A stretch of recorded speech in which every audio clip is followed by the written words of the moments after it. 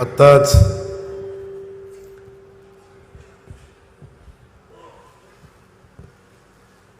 ज्यांच्यामुळं ज्यांच्या आशीर्वादानं किंबहुना या राज्याला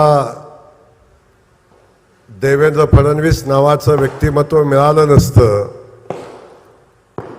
देवेंद्र फडणवीस नावाचा जलसंपदा मंत्री मिळाला नसता, देवेंद्र फडणवीस नावाचा मुख्यमंत्री या महाराष्ट्राला मिळाला नसता, तर मी नम्रपणे सांगेन की आजचा दिवस माझ्या मानखटावच्या मातीला बघायलाच मिळाला नसता. एकदा जोरदार टाळ्या या देवेंद्र फडणवीस नावाच्या जलनायकासाठी आपण सगळ्यांनी मिळून वाजवूया. आजच्या या कार्यक्रमासाठी उपस्थित असलेले आणि ज्यांनी मनापासून आपल्या भावना या ठिकाणी व्यक्त केल्या, पाण्याचा संघर्ष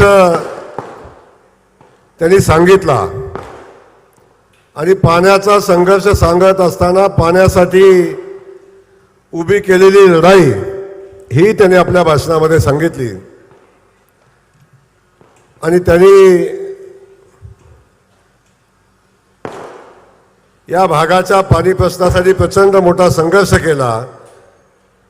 ते सन्माननीय डॉक्टर दिलीपराव येळगावकर साहेब या ठिकाणी स्टेजवर उपस्थित असलेल्या माझी सुविद्य पत्नी सन्माननीय सोनिया, सन्माननीय अंकुश भाऊ, या ठिकाणी उपस्थित असलेले खटाव तालुक्याचे तालुकाध्यक्ष सन्माननीय धनंजयजी चव्हाण, मान तालुक्याचे मसवड मंडलचे अध्यक्ष सन्माननीय शिवाजीराव शिंदे, या ठिकाणी उपस्थित असलेले दहिवडी मंडलचे अध्यक्ष सन्माननीय गणेशजी सत्रे, या ठिकाणी उपस्थित असलेले ज्यांनी पाण्याची व्यथा सांगितली ते आदरणीय सदाशिव तात्यांचे चिरंजीव आणि ज्यांनी भारतीय जनता पक्षामध्ये प्रवेश करून आपल्यासोबत काम करायचा निर्णय 2 वर्षापूर्वी घेतला ते सन्माननीय डॉक्टर संदीप पोळ, या ठिकाणी उपस्थित असलेले रामभाऊ पाटील, या ठिकाणी उपस्थित असलेले स्टेजवरचे सन्माननीय चिन्मय कुलकर्णी, आदरणीय शिंदे सेठ सुरेश शिंदे सेठ, या ठिकाणी उपस्थित असलेले एक्झिक्युटिव्ह इंजिनियर रासने साहेब, या ठिकाणी उपस्थित असलेले ज्यांच्यावर या कामाची जबाबदारी आहे. रासने साहेब, आपल्याला मी मनापासून धन्यवाद देईन. वास्तविक पाहता आजचा हा कार्यक्रम या अधिकाऱ्यांच्या कल्पकतेतून किंबहुना त्यांनी जी योजना पाण्याच्या फेरवाटपाची आपल्या सगळ्यांच्या समोर आणली, सरकारच्या समोर आणली, त्या विभागाचे एससी का सी सन्माननीय गुणाले साहेब, मी बाकी सगळ्यांसाठी तुम्हाला टाळ्या वाजवण्यासाठी आग्रह केला, पण एकदा सगळ्यांनी हात वर करा, जोरदार टाळी त्या गुणाले साहेबांसाठी वाजवा, त्या रासने साहेबांसाठी वाजवा. कदाचित पाण्याच्या फेरवाटपाची जी माझी कल्पना होती त्या कल्पनेला गुणाले साहेब, रासने साहेब आपण आणि देवेंद्र फडणवीस साहेबांनी बळ दिलं नसतं तर मी नम्रपणे सांगेन की या भागाला कुठल्याच योजनेचं पाणी मिळत नव्हतं, या भागाला कधी पाणी मिळालं नसतं. शरद पवार साहेब सांगत होते की पाणी नाही तो द्यायचं कुठनं, जे रामराजे सांगत होते की पृथ्वीच्या अंतापर्यंत पाणी या भागाला मिळू शकत नाही, त्या भागाला पाणी उपलब्ध करून देण्यासाठी ज्या ज्या लोकांनी प्रयत्न केला त्या लोकांना मी मनापासून धन्यवाद देईन.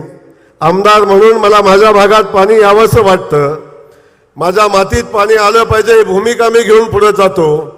परंतु पाणी उपलब्ध करून देत असताना सगळ्या यंत्रणा जेव्हा एक मुठीनं काम करतात, एकत्र येऊन काम करतात, इथला लोकप्रतिनिधी, सगळे अधिकारी आणि सगळं सरकार जेव्हा या योजनेच्या पाठीशी उभं राहतं तेव्हा आजच्या टेंबूच्या भूमिपूजनाचा योग होतो हे लक्षात असू द्या. म्हणून आजचा हा योग या ठिकाणी आला आहे. या अधिकाऱ्यांना मी मनापासून या ठिकाणी धन्यवाद देईन. अनेक सन्मानी या ठिकाणी पाठीमागं उपस्थित आहेत.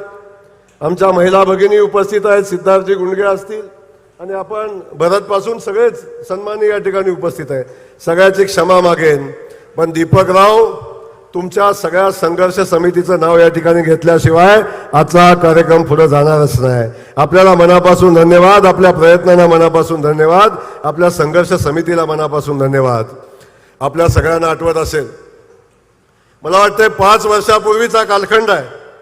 5 वर्षापूर्वी विक्रे गावामध्ये निवडणुकीचा कालखंड जवळ आला होता आणि निवडणूक आली की पाण्याचा प्रश्न उभा करायचा.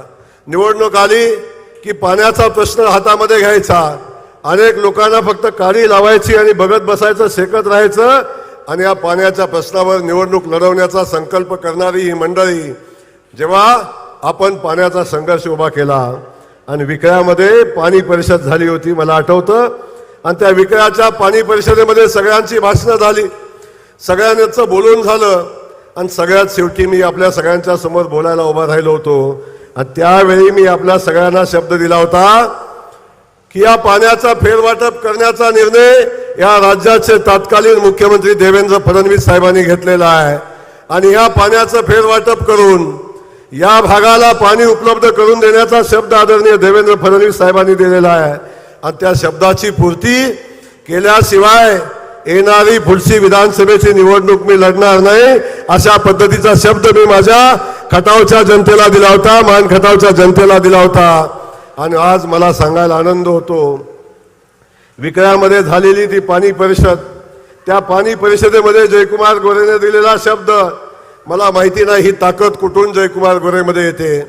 जो जो शब्द पाण्याच्या प्रश्नावर आजपर्यंत जयकुमार गोरेने दिला, त्या त्या शब्दाच्या पाठीशी परमेश्वर उभा राहिला, त्या त्या शब्दाच्या पाठीशी माझ्या मानखटावच्या जनतेचा आशीर्वाद उभे राहिले. आणि त्या आशीर्वादाच्या पाठबळावर जो जो शब्द तोंडात न गेला, माहिती नव्हतं होईल नाही होईल, माहिती नव्हतं काय होणार आहे, पण तोंडातनं शब्द गेला आणि त्या प्रत्येक शब्दाची पूर्ती झाली.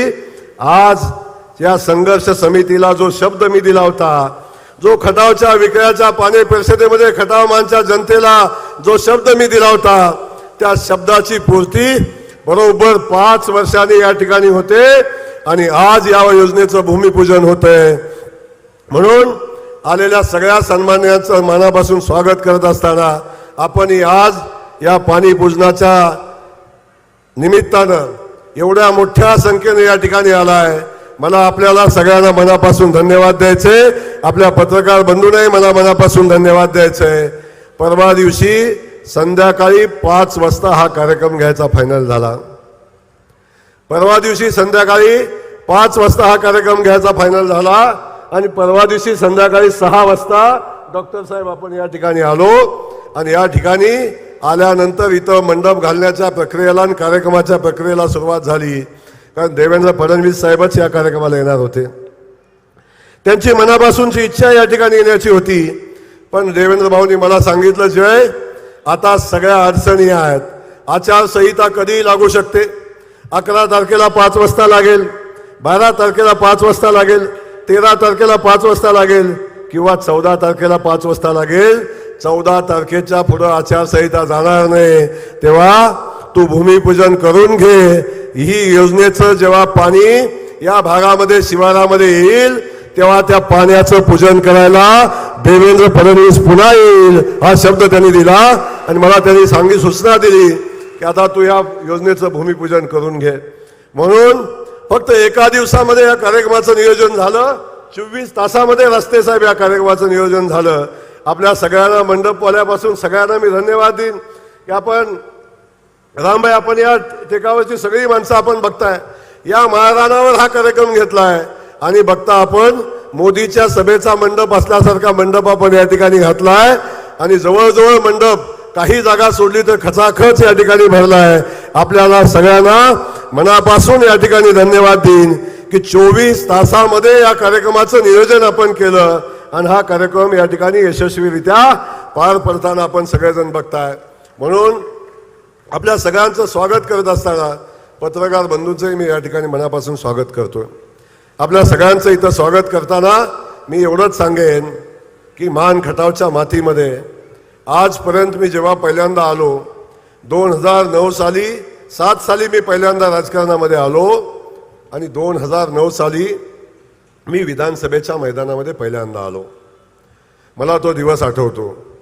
वास्तविक पाहता मी सांगलीमध्ये माझं शिक्षण झालं, माझा व्यवसाय सांगलीमध्ये उभा राहिला आणि सांगलीमधनं आई वडिलांना भेटायला गावाकडं कधी कधी यायचो, तेव्हा या भागातनं यायचो आणि येत असताना रात्री अपरात्री निघायचो. तेव्हा माझी झोप लागलेली असायची आणि झोप लागल्यावर माझी निवांत झोप लागायची. डॉक्टर साहेब जेव्हा माझी डोळे उघडायचे तेव्हा गाडीला मोठा दणका बसलेला असायचा आणि जाणीव व्हायची की मी खटावमानच्या मातीमध्ये आलोय. जेव्हा या भागात आलं, गाडी आपटली की समजायचं आपण खटाव तालुक्यात सुरुवात झालेली आहे, गाडी प्रवास आलेली आहे. अशा परिस्थितीमध्ये या भागात मी सांगली भागात असायचो तेव्हा मी मान खटावचा आहे, मी मान तालुक्यातला आहे. जेव्हा मी बोलायचो तेव्हा समोरच्या लोकांचा चेहरा दुष्काळी भागाकडे बघण्यासाठी असा व्हायचा, अशा नजरेनं ती लोक बघायची की हा दुष्काळी भागातला आहे. पण मला या भागात येत असताना आपल्याला अजून मला पहिलं दिवस आठवतात. मी सांगलीमध्ये उभा राहायचो. सांगलीमध्ये रस्त्याच्या कडेला गाडी लावली. खरमाटे साहेब तुम्ही सांगली जिल्ह्याच्या आसपास राहता, रासने साहेब तुम्ही सांगली जिल्हा बघता.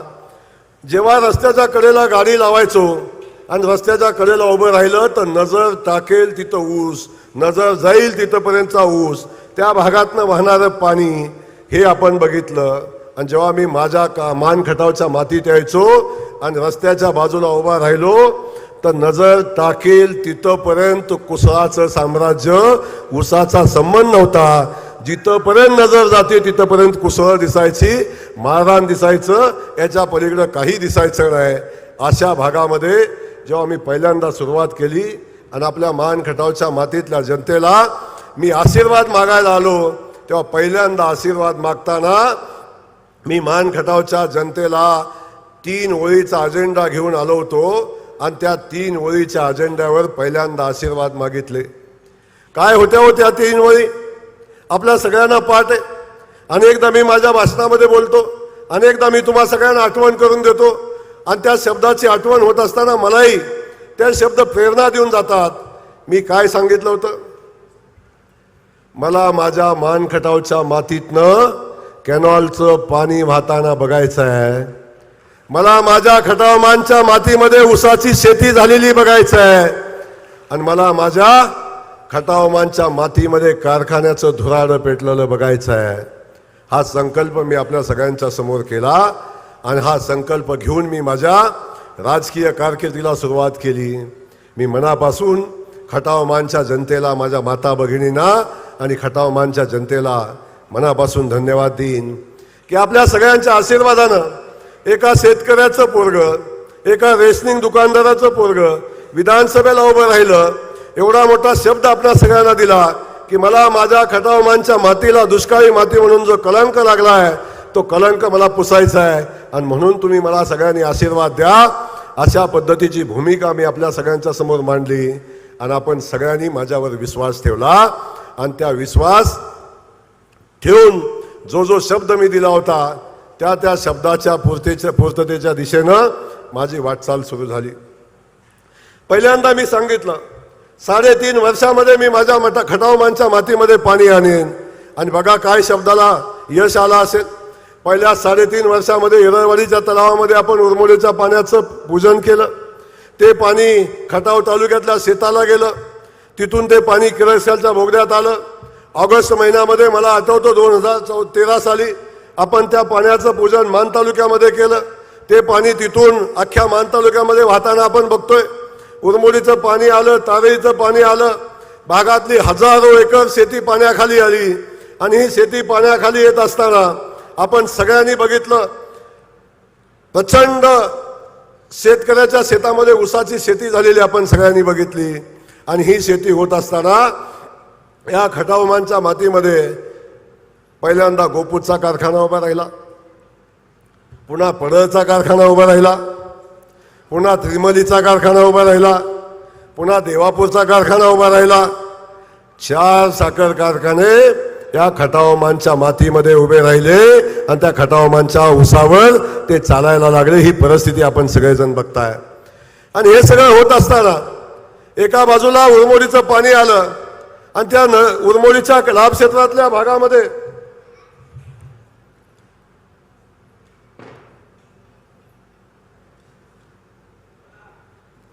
उरमोडीच्या लाभ क्षेत्राच्या भागामध्ये जेव्हा कॅनॉलचं पाणी व्हायला लागलं, ऊसाची शेती व्हायला लागली, त्या भागाचा जो कायापालट आपण सगळ्यांनी बघितला. आणि ज्यावेळी उरमोडीची कामाची पूर्तता होत होती त्याच वेळी आपण सगळ्यांनी बघितलं झे कटापूरचं काम आपण चालू केलं होतं.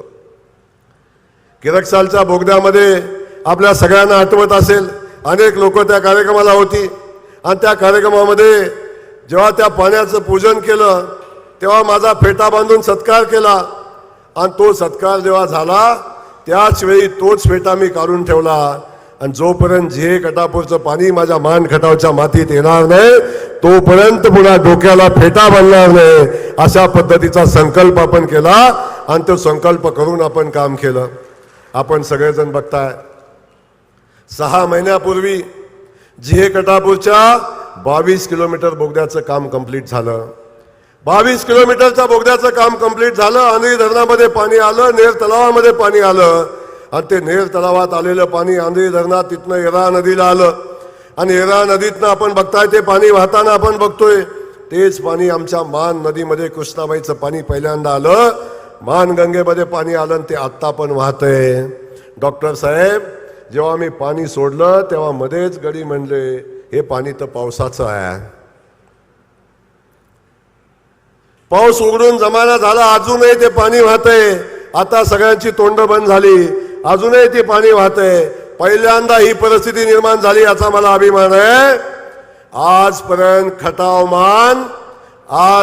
खटावमान सगळ्यांना पाणी मागत होता. साताऱ्याला पाणी मागत होता, आपण सगळ्यांना पाणी मागत होतो. पहिल्यांदा खटावमानला कोणीतरी पाणी मागायला लागलं. आटपाडीचे आमदार सांगतात आमदार साहेब राजेवाडीत पाणी सोडा, ते पाणी आमच्या आटपाडी तालुक्यातल्या काही गावांना मिळेल. पलीकडे सांगोल्याचे आमदार मला विनंती करतात की हे पाणी राजेवाडीत सोडा, राजेवाडीतनं ते पाणी आमच्या राजेवाडी भागातल्या खालच्या सांगोला तालुक्यातल्या जनतेला मिळेल. हा बहुमान दुष्काळी खटावमानच्या मातीला आपल्या सगळ्यांच्या आशीर्वादाने मिळाला की आता खटावमानला लोक पाणी मागायला लागली. ही परिस्थिती आज निर्माण झाली कारण झे कटापूरचं पाणी आमच्या भागामध्ये व्हायला लागलं. आज ते पाणी मान नदीमध्ये आहे. ते मान नदीचं पाणी आज पलीकडच्या 32 गावांना देण्याचं काम अंतिम टप्प्यामध्ये आहे. 14 तारखेला डॉक्टर साहेब त्याही पाण्याचं पूजन आपण ठेवलंय. त्या जवळजवळ 16 गावांना पाणी जातं आणि पुढच्या 5-7 दिवसात ते पाणी बाकीच्या 16 गावांना जाईल. आणि जो संकल्प मी केला होता की विधानसभेच्या निवडणुकीच्या अगोदर माझ्या तालुक्यातल्या शेवटचं गाव जे हिंगणी आहे त्या गावाला पाणी पोचलं पाहिजे. मला विश्वास आहे आपल्या सगळ्याच्या आशीर्वादाच्या ताकदीवर ते पाणी हिंगणीमध्ये पर्यंत पोचेल, कुठली अडचण येणार नाही. मग एका बाजूला बघताय हा विकास होतो. उरमोडीचं पाणी गेलं, तारीचं पाणी मैनीच्या परिसरामध्ये आलं आणि त्याच वेळी मानच्या उत्तर बाजूला पाणी पोहोचलं. आणि आपण बघतोय आज जो भाग ज्या भागाला पाणी नव्हतं, ज्या गावाचा कुठल्याही पाणी योजनेमध्ये समावेश नव्हता, येळगावकर डॉक्टर साहेबांनी आता सांगितलं की आमच्या भागाला या कुठल्याही योजनेमध्ये याचा समावेश नव्हता. ज्या टेंबू योजनेचं नाव आपण घेतो त्या टेंबू योजनाची निर्मिती झाली आणि टेंबू योजना ही सातारा जिल्ह्यातलं पाणी असणारी ही योजना 22 TMC पाण्याची ही योजना सातारा जिल्ह्यातलं 100% पाणी त्या योजनेला आहे. आणि सातारा जिल्ह्यातनं ते पाणी 22 TMC जेव्हा पाण्याचं वाटप झालं तेव्हा मला खेदानं सांगावं असं वाटतं आमच्या जिल्ह्यातले पुढारी काय करत होते मला माहिती नाही, आमच्या तालुक्याचे नेते काय करत होते मला माहिती नाही. आपल्या जिल्ह्यातलं 22 TMC पाणी जेव्हा सांगली सोलापूरला देण्याचा निर्णय होतो तेव्हा त्यातलं एकही थेंब पाणी 22 TMC मधलं आमच्या सातारा जिल्ह्यातल्या दुष्काळी भागाला मिळालं पाहिजे, अशा पद्धतीची भूमिका एकाही नेत्यानं घेतली नाही. 22च्या 22 TMC पाणी सांगली सोलापूरला देण्याचा निर्णय घेतला. माझा त्या भागाला पाणी देण्यासाठी माझा विरोध नाही, सांगलीलाही पाणी गेलं पाहिजे, दुष्काळी भागात पाणी गेलं पाहिजे. पण डॉक्टर साहेब, आमच्या दुष्काळी भागाला पाणी मिळालं पाहिजे हे तत्कालीन खासदारांना का नाही वाटलं? या भागातल्या तत्कालीन आमदारांना का नाही वाटलं? या जिल्ह्यातल्या नेत्यांना का नाही वाटलं? बाकी सोडा, पण ज्या शरद पवार साहेबांच्यावर या जिल्ह्याने या तालुक्याने प्रचंड प्रेम केलं, त्या शरद पवारांना पण असं का नाही वाटलं की या दुष्काळी भागातल्या खटावमानला या 22 TMC मधलं 2-4 TMC पाणी द्यावं, असं कधी त्यांना वाटलं नाही. भाषणामध्ये अभिमानानं सांगायचे पाणी नाही तर द्यायचं कुठनं. पण मी त्याही वेळी सांगितलं, आमच्या चितळी भागातनं बघतो आपण कॅनलचं पाणी जातं, ते टेंबूचं पाणी जातं. पण चितळी भागात किती किलोमीटरचा पूल आहे रासने साहेब? हा पूल किती भागात चितळीतनं पूल जातो तर किती किलोमीटरचा आहे? मला सांगा. पाणी येते सातारा जिल्ह्यातनं, पाणी खटाव तालुक्यातनंही जाते, पण या भादरांनी खटाव तालुक्यात पाण्याला शिवून सुद्धा दिलं नाही. खटावच्या मातीला पाणी लागून सुद्धा दिलं नाही. या भादरांनी जसं खटाव तालुक्यात पाणी आलं, जसं खटाव तालुक्याची सीव ओलांडण्यासाठी मोठाच्या मोठा पूल केला, चितळी त्या परिसरातल्या लोकांना माहिती आहे. खटावच्या मातीला पाणी लागू दिलं नाही, त्या पुलावरनं पाणी घेऊन सांगली जिल्ह्यात गेले, पण आमच्या मातीला पाण्याला शिवून सुद्धा दिलं नाही. एवढा तिटकार आमच्या खटावमानच्या मातीचा या भादरांना होता, या जिल्ह्यातल्या नेत्यांना शरद पवार साहेबांना होता. का हो, त्या 22 TMCतलं एक 2-2.5 TMC आम्हाला पाणी मिळालं असतं तर काय झालं असतं? आमच्या लोकांनी संघर्षाला सुरुवात केली, आपण सगळे साक्षीला आहे. या 22 TMC पाण्यातलं पाणी आम्हाला मिळणारच नाही. विधानसभेमध्ये डॉक्टर साहेबांनी संघर्ष केला, विधानसभेमध्ये मी संघर्ष केला, आणि मी तर ही भूमिका घेतली, जर तातडीनं आम्हाला पाणी देण्याचा निर्णय घेतला नाही तर या पुलाला जिलेटिनची कांडी लावून उडवून देऊ, आम्ही या पूल तोडून टाकू. आमच्या मातीला पाणी दिलं नाही तर हा पूल आमच्या भागातनं जाऊन देणार नाही. त्यावेळी मला आनंद आहे, जेव्हा ही भूमिका मी मांडली तेव्हा देवेंद्र फडणवीस नावाचा मुख्यमंत्री त्या ठिकाणी होता. भारतीय जनता पक्षासोबत जाण्याचा मी निर्णय घेतला तेव्हा सगळ्यात पहिली मागणी मी जर काय केली असेल तर आमच्या या 42 गावं, जे आता 51 गावं वाढवत गावं 16ची 32 झाली, 32ची 42 झाली, 42ची 51 गावं झाली. या भागाला टेंबूचं पाणी आम्हाला उपलब्ध करून दिलं पाहिजे, ही सगळ्यात पहिली अट भाजपमध्ये जाताना जयकुमार गोरेने घातली होती आणि भारतीय जनता पक्षासोबत देवेंद्र फडणवीस साहेबांसोबत जायचा निर्णय घेतला होता. आणि याचा मला आनंद आहे. आपल्या सगळ्यांना मी शब्द दिला, देवेंद्र फडणवीस साहेबांच्या जीवावर दिला होता आणि आपल्याला सांगितलं की आता पाणी आपल्या भागाला फेरवाटप करून देणार आहे. आणि आपण बघितलं, पाण्याचं फेरवाटप झालं. एक थेंब पाणी नसताना, योजना झालेली असताना पाण्याचं पुन्हा फेरवाटप करायला लावलं. आणि जे पिण्यासाठी MIDC साठी जे पाणी शिल्लक होतं त्यातलं 2.5 TMC पाणी आमच्या कलेडोनचं 20 आता आत्ताची जवळजवळ 31 गावं आणि आमच्या कुकुडवाडचं 20 गावांना 2.5 TMC पाणी टेंबूचं आता मिळालं. ते पाणी मिळालं, त्या पाण्याचा आदेश झाला, पाण्याचं फेरवाटप झालं. आणि ही कृष्णा खोऱ्याच्या इतिहासातला पहिली गोष्ट आहे. पहिल्यांदा पाण्याचं फेरवाटप झालं. हे सगळे म्हणत होते होणारच नाही, शरद पवार म्हणत होते होणारच नाही, रामराजे म्हणले हे शक्यच नाही, मी त्या खात्याचा मंत्री आहे, असं होऊच शकत नाही. 20 वर्ष काय केलं आम्ही. पण या सगळ्यांच्या नाकावर टिचून देवेंद्र फडणवीस साहेबांनी पाण्याचं फेरवाटप केलं आणि आमच्या या मातीला पाणी देण्याचा निर्णय घेतला. ते 2.5 TMC पाणी आमच्या वाट्याला आलं, ते मिळालं. 2.5 TMC पाणी आलं, पाण्याचं वाटप झालं, त्याचं टेंडर झालं. जवळजवळ 736 कोटी रुपयाचं हे टेंडर झालं आणि GST वजा जाता 538 कोटीचं या टेंडरची निविदा निघाली. आता निविदा पण निघाली, टेंडर पण झालं, कॉन्ट्रॅक्टर पण फायनल झाला, वर्क ऑर्डर पण मिळाली.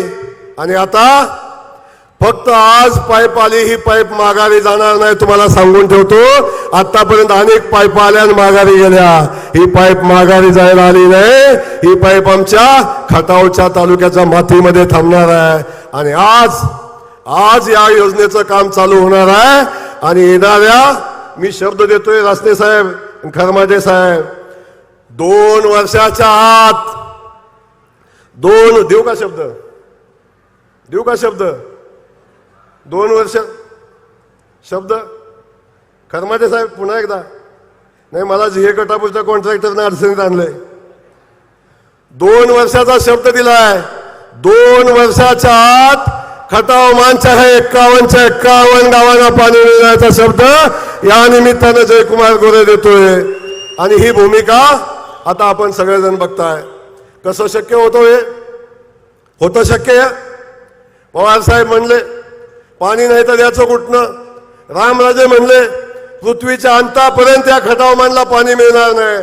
येळगावकर साहेब परवा एक दहिवडीत सभा झाली आणि एका बाजार बुकण्याला फारच वाईट वाटलं. काय म्हणला? बघा जयकुमार गोरे काय बोलतायत. म्हणजे रामराजेच्या अंताची वाट बघतायत. मला त्यांच्या अंताची वाट बघायची गरज नाही. परमेश्वर त्यांचा अंत करेल. मला त्यांच्या अंताची वाट बघायची आवश्यकता नाही.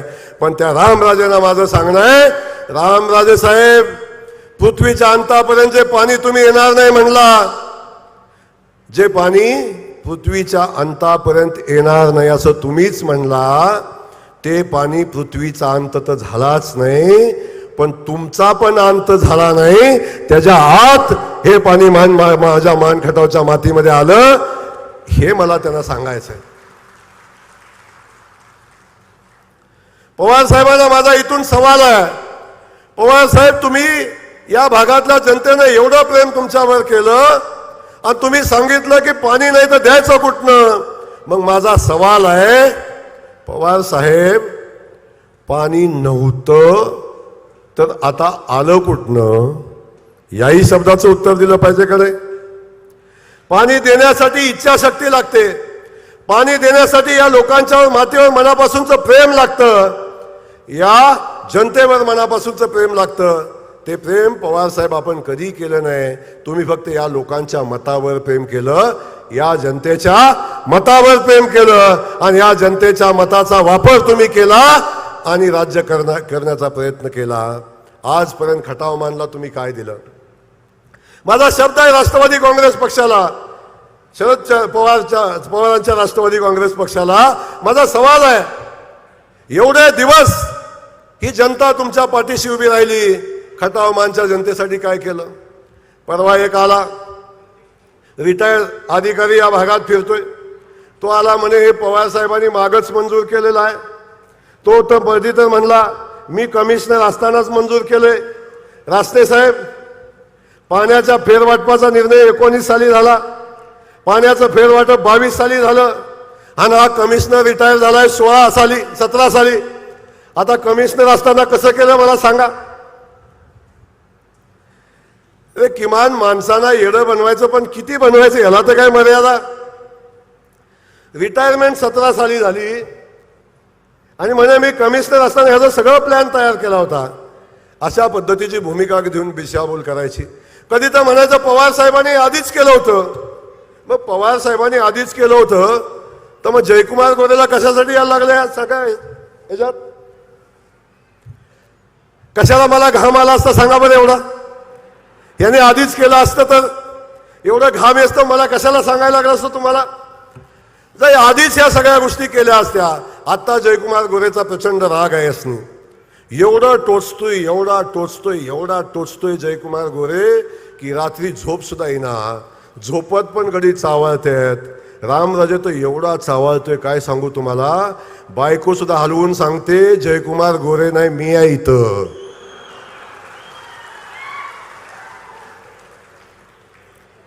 एवढं चावळतं हे घडी. उठता बसता झोपता चालता सगळ्या वेळी जयकुमार गोरे दिसतोय.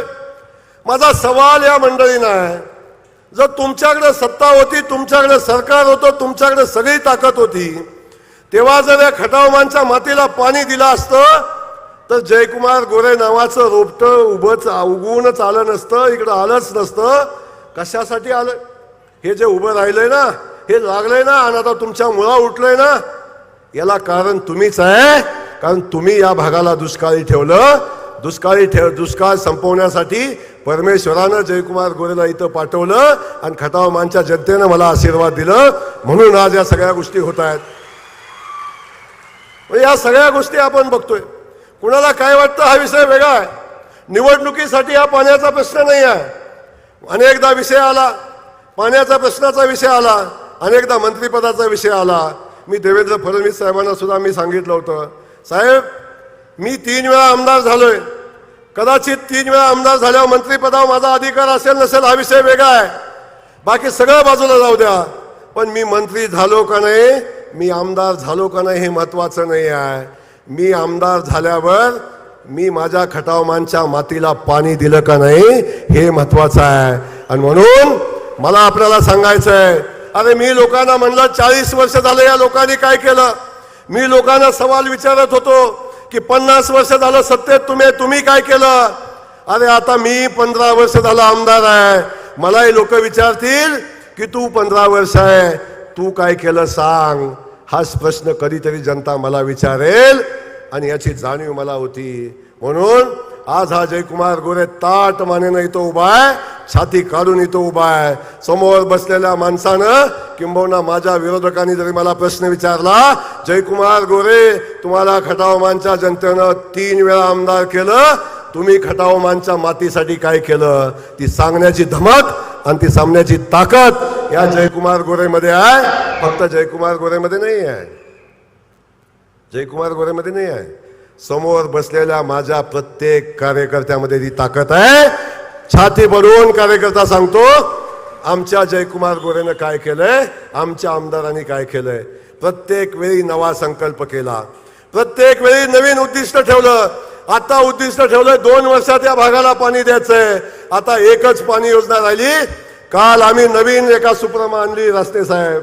शक्य नव्हतं खरमाटे साहेब, तुम्हालाही पटत नव्हतं, अधिकाऱ्यांना पटत नव्हतं. अशी कशी होईल सुप्रमा, एवढ्या फास्ट कशी होईल सुप्रमा. पण जे कधी होत नाही ते करून दाखवणारा जयकुमार गोरे आणि देवेंद्र फडणवीस साहेब असतो, लक्षात असू द्या. हे पाणी येणार नव्हतं, ते पाणी आणून दाखवलं, पाणी मिळवून दाखवलं. आणि काल 39 गावांना पाणी देणाऱ्या जे कटापूरच्या 850 कोटी रुपयाच्या योजनेला नवी सुप्रमा दिली आणि ती योजना मंजूर झाली. डॉक्टर साहेब, आता फक्त एकच योजना राहिली, आता फक्त एकच योजना राहिली आहे. खटावमानच्या मातीचा दुष्काळ पुसणारी एकच योजना आता राहिली. आता आमची जी कटापूरची नवीन सुप्रमाची योजना सुद्धा आम्ही 2.5 वर्षात पूर्ण करू. त्याचं टेंडर जमलं तर उद्याच जाहीर करतोय, माहिती नाही काय होते. आचारसंहिता नाही लागली तर सोमवारी त्याचं टेंडर आम्ही काढू आणि ती योजना पूर्ण होईल. आणि जेव्हा ह्या सगळ्या योजना पूर्ण होतील, ह्या सगळ्या योजनेचं काम पूर्ण व्हायला फक्त 3 वर्ष लागतील, तेव्हा एकच योजना माझ्या खटावच्या मातीतली शिल्लक आहे आणि ती म्हणजे औंस 21 गावांची पाणी योजना. एवढी एकच योजना शिल्लक आहे. आणि सांगायला मला अभिमान होतो, त्या 21 गावांना सुद्धा लागणाऱ्या 1.25 TMC पाण्याची व्यवस्था आपण केलेली आहे. त्याला SLTC ची मान्यता मिळालेली आहे, त्याला MWRRA ची मान्यता मिळालेली आहे. आता एकच क्वेरी राहिली की ही योजना 100% नवी आहे. टेंबूच्या योजनेचा 6वा टप्पा आपण केला, जी कटापूरच्या योजनेचे वेगवेगळे टप्पे आपण केले. परंतु जी औंधला पाणी योजना आपण देतोय, औंधला पाणी देतोय, ती योजना कंप्लीट नवीन आहे, नवीन योजना आहे. तेव्हा नवीन योजनाला राज्यपालाची मान्यता घ्यायला लागते. अशा पद्धतीची एकमेव क्वेरी निघाली आणि आम्ही ती योजनेची मान्यता राज्यपालाकडे पाठवलेली आहे. येणाऱ्या 8-10 दिवसामध्ये राज्यपाल त्याला मंजुरी देतील आणि औंधच्या सुद्धा योजनेचा सुधारित प्रशासकीय मान्यता मिळण्याचा मार्ग मोकळा होईल आणि त्या गावांना पाणी योजना होईल. आणि मला सांगायला आनंद होतो, या आता सांगितलेल्या सगळ्या योजना डॉक्टर साहेब ज्या दिवशी पूर्ण होतील, मी तुम्हा सगळ्यांना ठासून सांगतोय, पाणी प्रश्नावरची जयकुमार गोरेचा शब्द आहे आज, पाणी प्रश्नावरची मान खटावच्या इतिहासातली पाणी प्रश्नावरची ही शेवटची निवडणूक आहे. पुन्हा पाणी देतो म्हणून कधी मत मागणार नाही जयकुमार गोरे. पाणी प्रश्नावरची शेवटची निवडणूक आहे. 3 वर्षामध्ये या खटावमानच्या मातीतले सगळे पाण्याचे योजना पूर्ण होतील आणि 3.5 वर्षामध्ये पुन्हा पाणी हा विषय या खटावमानच्या मातीमध्ये राहणार नाही. हा शब्द जयकुमार गोरे या निमित्तानं आपल्या खटावमानच्या जनतेला देतोय. किती दिवस सांगणार पाणी आणतो मला मत द्या, किती दिवस सांगणार पाणी आणतो मला मत द्या. आता सांगेन पाणी आणले, आता पाण्याचं सगळं काम केलंय. आता या तालुक्याला MIDC देण्यासाठी मतदान करा, या तालुक्याच्या युवकांच्या हाताला काम देण्यासाठी मतदान करा. आता खटावमान मध्ये शैक्षणिक संस्था उभ्या करायला लागतील. या खटावमानच्या मातीला MIDC द्यायला लागेल. आपण बघितलं म्हसवडला या पश्चिम महाराष्ट्रातली सगळ्यात मोठी MIDC आपण मंजूर केलेली आहे. सगळ्यात मोठी MIDC. जमिनीचं आरक्षण चालू झालंय आणि फक्त एवढ्यासाठी थांबलंय. महाराष्ट्र शासनाची मान्यता आहे, केंद्र सरकारची मान्यता आहे, पण त्याला एक मान्यता राहिलेली आहे की MIDC यशस्वी करायची असेल, या MIDC मध्ये मोठे कारखाने यायचे असतील, या MIDC मध्ये 25-30 हजार युवकांच्या हाताला काम मिळायचं असेल तर या MIDCचा समावेश कुठं झाला पाहिजे? प्रधानमंत्री गतिशक्ती योजनेमध्ये त्याचा समावेश झाला पाहिजे. म्हणून आदरणीय पियुष गोयल साहेबांना मी विनंती केली की योजना फक्त मंजूर करून चालणार नाही, की ज्या योजनेचा प्रधानमंत्री 30 दिवसाला आढावा घेतात त्या योजनेमध्ये माझी म्हसवडची MIDC असली पाहिजे. प्रधानमंत्री गतिशक्ती योजनेमध्ये त्याचा समावेश असला पाहिजे, ती विनंती केली. आता एकमेव उद्दिष्ट येळगावकर साहेब आहे. ही MIDC जर यशस्वी करायची असेल तर प्रधान नरेंद्र मोदीजींचा जो गतिशक्ती योजनेचा जो योजना आहे त्याच्यामध्ये मोदीजी काही प्रोजेक्ट निवडतात आणि त्याला त्या योजनेमध्ये घेतात आणि त्याचा फॉलोअप घेतात. त्याच्यामध्ये आमची म्हसवडची MIDC असली पाहिजे, हा माझा संकल्प आहे. मी सरकारला विनंती, मोदीजीला विनंती केली आहे की आमच्या या MIDCचा समावेश प्रधानमंत्री गतिशक्ती योजनेमध्ये करा. तेव्हाच ती MIDC ताकदीनं उभी राहील. मोठे उद्योजक त्या ठिकाणी येतील आणि त्या ठिकाणी युवकांच्या हाताला काम मिळेल. एका बाजूला MIDC उभी करायची आहे, दुसऱ्या बाजूला शिक्षण संस्था उभ्या राहिल्या पाहिजेत. आता किती वेळा तुम्ही सांगणार मला तुम्ही सांगणार की पतंगराव कदमाच्या कॉलेजमध्ये फोन करा, विश्वजित कदमांना फोन करा. किती वेळा मला सांगणार बंटी पाटलांना फोन लावा, किती वेळा मला सांगणार आता हर्षवर्धन पाटलाला फोन करा, त्यांच्या शिक्षण संस्थेमध्ये ॲडमिशन द्या. अरे एकदा तरी माझ्या कार्यकर्त्याला सन्मानानं म्हणलं पाहिजे की तुमच्या आमदाराला सांगा आम्हाला ॲडमिशन द्या. ही परिस्थिती आपल्याला निर्माण करायला लागेल.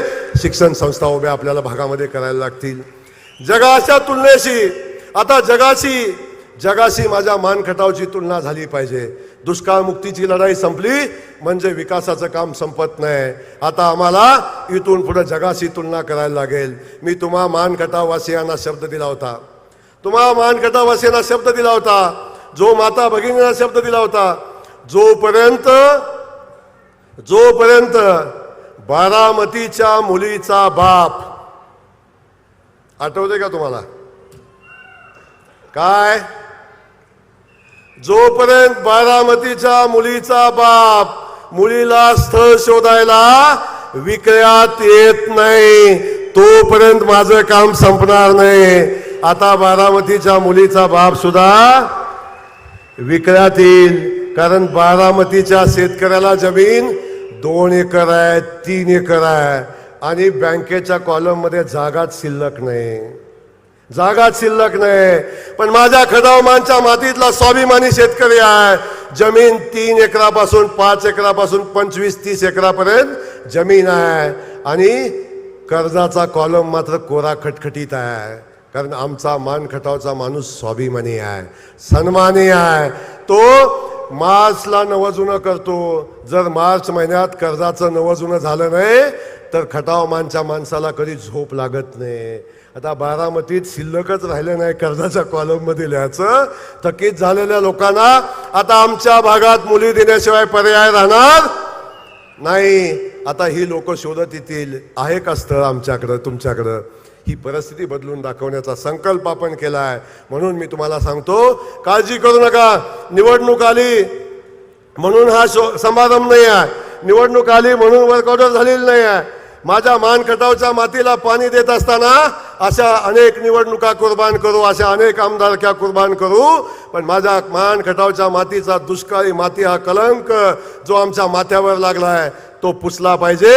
हे आमच्या दृष्टीनं महत्वाचं आहे. म्हणून ही जयकुमार गोरेनं उभी केलेली लढाई आहे ती दुष्काळ मुक्तीच्या अंतिम टप्प्यात गेलेली आहे. आता इथून पुढं विकासाची स्पर्धा आहे. इथून पुढं आमच्या विकसित भागाशी आम्ही स्पर्धा करू आणि आमचा एक खटाव मान आता विकसित झाला अशा पद्धतीचं छाती पडवून आम्ही सांगू असा संकल्प करून आपण सगळेजण मिळून भविष्यामध्ये काम करणार आहोत. येणाऱ्या निवडणुका आपण बघितल्या. आता अनेक गडी निवडणूक आली की येतात. पावसामध्ये जशा छत्र्या येतात, जसा भाद्रपद महिना येतो तसं निवडणूक आली की गडी येतात. आपण सगळ्यांनी बघितलेलं आहे. निवडणूक आली की हे सगळं गडी फिरायला लागलं. आमचं ठरलंय म्हणायला लागलं. आज त्यांच्यावर बोलावं असं काहीच नाही माझ्याकडं. माझं म्हणणं आहे तुमचं लवकर ठरवा. तुमचं लवकर ठरवा. तुम्ही नवरदेव आहे का नवरी आहे ते पण ठरवा. काहीच ठरलं नाही यांचं. ठरलंय पाहिजे ना सगळ्यांचं. उमेदवार कोण आहे ते ठरवा, पण अजून काहीच ठरत नाही. अनेक कधी म्हणतात आता आम्ही एकत्र येतोय आणि आम्ही एकत्र आल्यावर जयकुमार गोरेचा पराभव करू. मला त्यांना सांगायचंय जयकुमार गोरेचा पराभव असे किती नेते एकत्र आले तरी करू शकत नाहीत.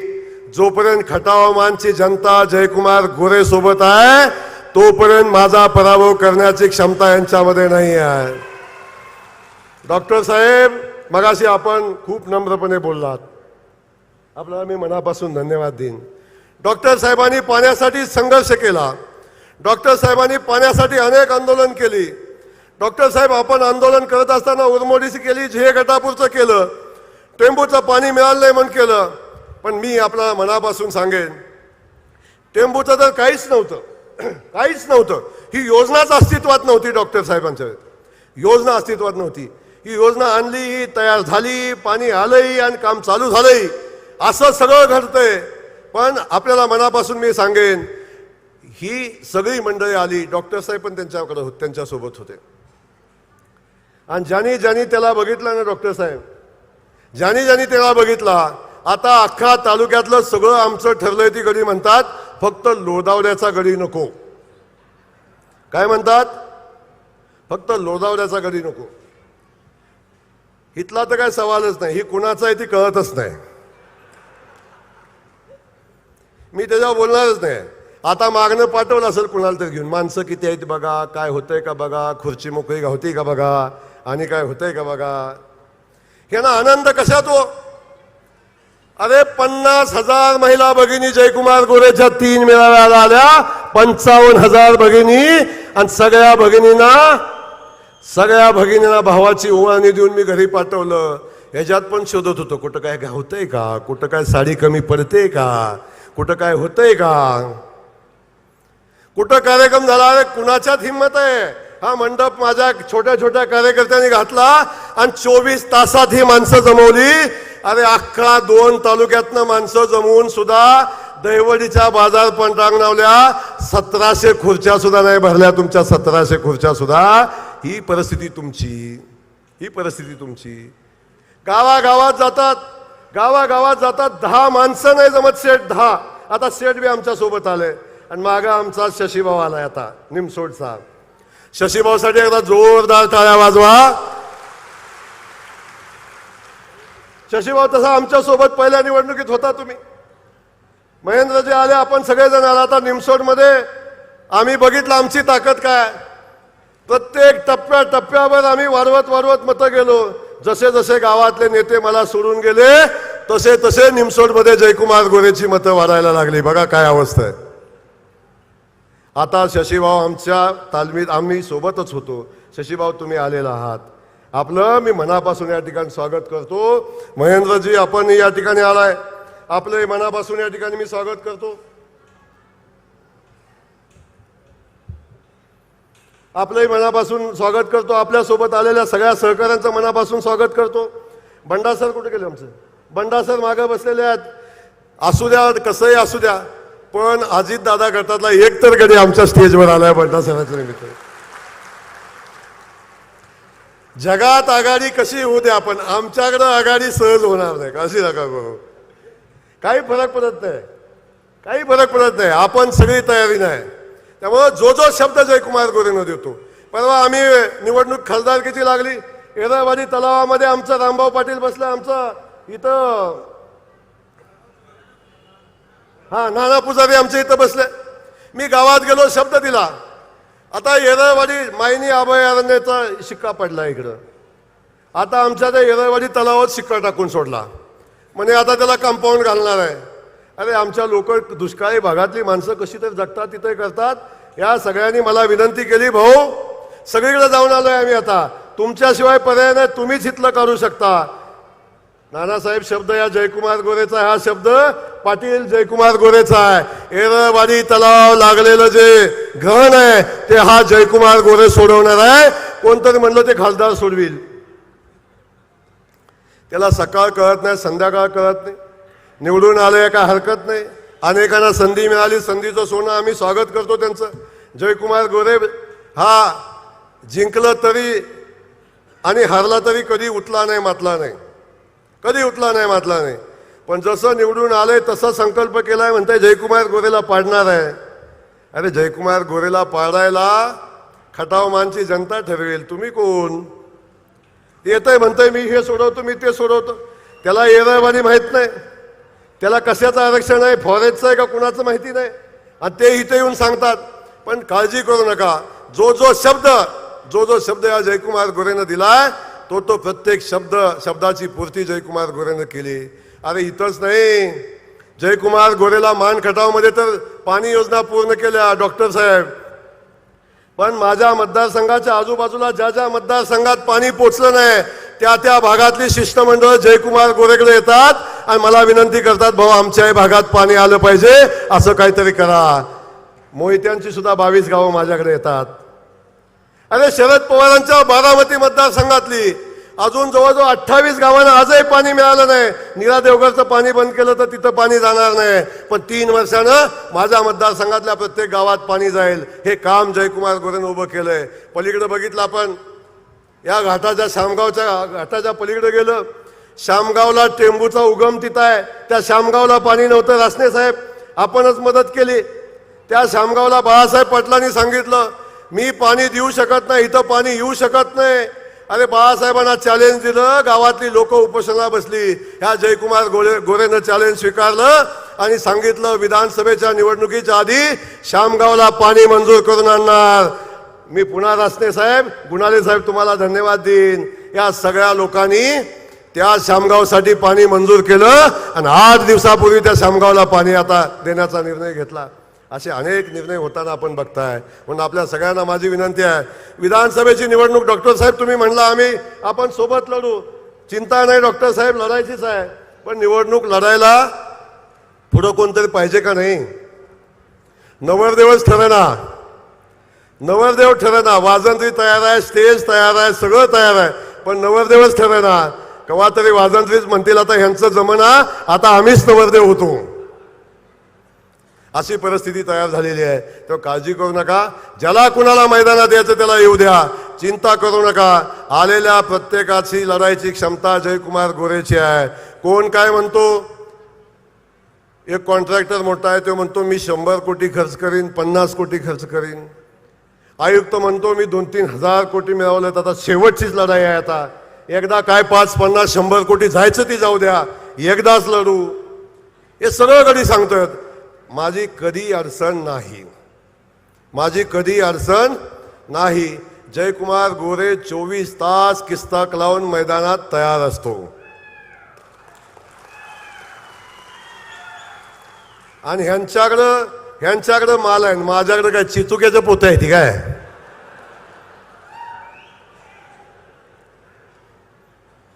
एकदा ती पण चेक करू, दानत लागते ना यार, दानत लागते ना. सख्या बहिणीला एक साडी देताना का हात हलतो. माझ्या 50-55 हजार बहिणी आल्या, एकाही बहिणीला नाही जाऊ दिले या भावानं. दानत लागते, दानत त्याला. तेव्हा कुणाचा काय विषय सोडून द्या, येऊ द्या कुणाला याचं त्याला जयकुमार गोरे भीक घालत नाही. अरे पैशात काय मोजता जयकुमार गोरेला, आणि पैशात काय मोजता रे मान खटावच्या या जनतेच्या आशीर्वादाला. माझ्या बहिणींना पैशात काय मोजता. या बहिणींच्या आशीर्वादामध्ये एवढी ताकद आहे. एक बहीण मागं असली अरे तरी भावाचं संरक्षण करते. माझ्या मागं तर लाखानं बहिणी आहेत, लाखानं बहिणी. या बहिणींची ताकद जोपर्यंत माझ्या पाठीशी आहे, या भावांची ताकद माझ्या पाठीशी आहे, तोपर्यंत जयकुमार गोरेला निवडणूक सोडून द्यावं, केसाला धक्का लागणार नाही. बघितलं ना एवढा मोठा ऍक्सिडेंट, आपण बघितला का नाही? बघितलं नाही एवढा मोठा ऍक्सिडेंट. अरे टीव्हीला बातम्या चालू झाल्या, माझा फ्लॅशबॅक दाखवायला चालू झाला. आता जयकुमार गेला म्हणून अनेकांना आमदारकीची स्वप्न पडायला चालू झाली. आता जमून जाईल, आता वाचत नाही, आता जमून जाईल, आता वाचत नाही. आणि वाचलो तरी म्हणजे आता किमान पहिल्यासारखं जमायचं नाही, ह्याला चालायला यायचं नाही. पण माझ्या ह्या बहिणींच्या आशीर्वादामध्ये एवढी ताकद आहे. अनेक माझ्या बहिणींनी देवापुढं दिवा लावला आणि माझ्या भावाला वाचव म्हणून देवाला साकडं घातलं. अनेक माझ्या बांधवांनी, माझ्या कार्यकर्त्यांनी देवाला साकडं घातलं. कोण म्हणलं 10 नारळ बांधीन, कोण म्हणलं 21 बांधीन, कोण म्हणलं कोंबडं कापीन, कोण म्हणलं 4 कापीन, कोण म्हणलं 5 कापीन. पण सगळ्यांनी देवाकडं साकडं घातलं आणि देवाला विनंती केली आमच्या भाऊला वाचव. आणि देवानं सुद्धा सांगितलं होतं, अरे मान खटावच्या मातीला पाणी देण्यासाठी मी मान खटावमध्ये अनेकांना संधी दिली, ते कुणाला जमलं नाही. आता जयकुमार ही तुझ्यावर जबाबदारी आहे. आणि जोपर्यंत या मान खटावच्या मातीतली इंच माती पाण्याखाली येत नाही, तोपर्यंत देवानं यमाला आदेश दिलाय जयकुमार गोरेचं तिकीट काढायचं नाही. अरे ठिसकळून पडलं तर मरतय ना रे. बाथरूम मध्ये घसरून पडलं तर मरतंय का नाही हो. 40 फूट दरीत पडलं, 40 फूट दरीत पडलं आणि ज्या नदीत पडला, आणि त्या नदीच्या बाजूला रामराजेची स्मशानभूमी होती. बघा, सगळं पूर्वज म्हणत होते चल आता आमच्यावर, चल आमच्यावर, चल आमच्यावर, तू लय ताप देतोय इथं. तरी सुद्धा माझ्या बहिणींची आशीर्वादाची ताकद जास्तीची राहिली. आणि एवढ्यातनं मी वाचलो म्हणून आपल्याला मला सांगायचं आहे. अरे एवढ्या संकटातनं वाचलो. आमदारकी काय चीज आहे यार, आमदारकी काय चीज आहे. असल्या संकटातनं मला जनतेच्या आशीर्वादानं पुन्हा नवजीवन दिलं ना. आज बघताय ना, आहे ना धडधाकट, काय अडचण आहे का माझ्याकडे बघताना? आहे का अडचण काय? अनेक जण म्हणजे आता पहिल्यासारखं तरी जमायचं नाही, किमान चालायला येते का नाही कुणास, आता पळायला तर यायचं नाही, सगळं येते. आता ट्रेडमिलवर पळतो सुद्धा मी, काळजी करू नका. आणि व्यायाम तुम्हाला माहिती आहे आपला कसा असतोय. त्यामुळं लक्षात घ्या, अजिबात काय होणार नाही. खटाव मानच्या जनतेचा आशीर्वाद माझ्या पाठीशी राहतील. इथे येऊन कुणावर टीका करावं असंही काही नाही. अनेक संस्थेविषय आहेत, अनेक बाबतीवर आज बोलायचा विषय होतो. पण आज पाण्याचा कार्यक्रम आहे, पाण्याच्या पलीकडे दुसरं भाषण करायचं नाही असं या निमित्तानं ठरवलं होतं. मी आता एवढा वेळ बोलतोय, कोणी उठना झाले मगाचपासून. मी म्हणते आता उठल मग उठल. काय भुका बिका लागल्या का नाही? हा नाही अजून, पण मला लागले की आता थांबूया आपण. आपल्या सगळ्यांना एवढंच सांगणार आहे, आता बाकी सगळं सोडा. 5 वर्ष 24/7 तुमच्या जयाभाऊनं काम केलंय तुमच्यासाठी. कधी रात्रीचा दिवस केला, रात्री 1 वाजता फोन केला तर जयकुमार गोरे तुमच्या मदतीला उभा राहिला. गावाला घेऊन आला, माणसाला घेऊन आला, बहिणीला घेऊन आला, कुणाला मोकळ्या हातानं परत येऊ दिलं नाही. 24/7 जयकुमार गोरेनं काम केलंय. माझी विनंती तुम्हा सगळ्यांना आहे, माझी विनंती तुम्हा सगळ्यांना आहे. आता 2 दिवसात, आज पण लागेल 5 वाजता माहिती नाही, उद्या लागेल परवा, 14 तारखेच्या आत आचारसंहिता लागणार आहे. माझी विनंती आहे, आता येणारे 30 दिवस माझ्यासाठी द्या आणि ही निवडणूक अशी आपण लढू, ही निवडणूक अशी आपण लढू, एवढ्या फरकानं आपण लढू की पुढच्या वर्षी तिकिटासाठी भांडण लागणार नाही, म्हणतील तू घे मला नको तू घे, अशा पद्धतीची परिस्थिती निर्माण करू. लक्षात घ्या. आता फरकाची निवडणूक लढायची, आपल्याला फरकाची निवडणूक लढायची आहे. एवढं आजच्या या कार्यक्रमाच्या निमित्तानं सांगतो. आपण आज सगळेजण या ठिकाणी आलात. डॉक्टर साहेब आपल्याला मनापासून धन्यवाद देतो. आपण पाठीशी उभं राहण्याचा, मित्र म्हणून, सहकारी म्हणून उभं राहण्याचा निर्णय घेतला. माझ्या सहकाऱ्यांना आजपर्यंत या जयकुमार गोरेनं कधी वाऱ्यावर सोडलं नाही. डॉक्टर साहेब, कुणी सन्मान तुमचा केला का नाही केला मला माहिती नाही, पण हा तुमचा भाऊ तुम्हाला शब्द देतो, हा जयकुमार गोरे तुमचा सन्मान केल्याशिवाय राहणार नाही, हाही शब्द या निमित्तानं देतो. अनेक कार्यकर्ते माझ्यासोबत येत आहेत. सुरेश शेठ पहिल्या निवडणुकीला माझ्या विरोधात निवडणूक लढवली, डॉक्टरांनी लढवली. आता अनेक माणसं येत आहेत आणि तुम्हाला सांगतो, यांचा उमेदवार जाहीर होऊ दे. सगळ्यांचा मला संध्याकाळी फोन असतो. शरद पवारांना गेलो बैठकीत काय झालंय, सगळ्यांचा मला फोन असतो. त्यातलं किमान अर्ध गडी माझ्या निवडणुकीत माझं काम करणार ध्यानात ठेवा. चिंता करू नका तुम्ही. सगळ्याची उंची मला माहिती आहे, सगळ्याच्या शर्टाचं कुठलं बटन मला माहिती आहे, सगळ्याच्या पॅन्टीचं बटन मला माहिती आहे. काळजी नका करू. सगळ्यांचं माप मला माहिती आहे. त्यामुळं यांना कुणी काय करायचं ते करू द्या. येणाऱ्या विधानसभेमध्ये आपण सगळ्यांनी मिळून ताकदीनं काम करू आणि या तालुक्यातनं उच्चांकी मतानं भारतीय जनता पक्षाचा आमदार निवडून देऊ. एवढाच संकल्प आपण सगळे मिळून करू. पत्रकार बंधू सगळ्यांना धन्यवाद देतो. जय हिंद, जय महाराष्ट्र. धन्यवाद भाऊ, आपण या ठिकाणी बोलला.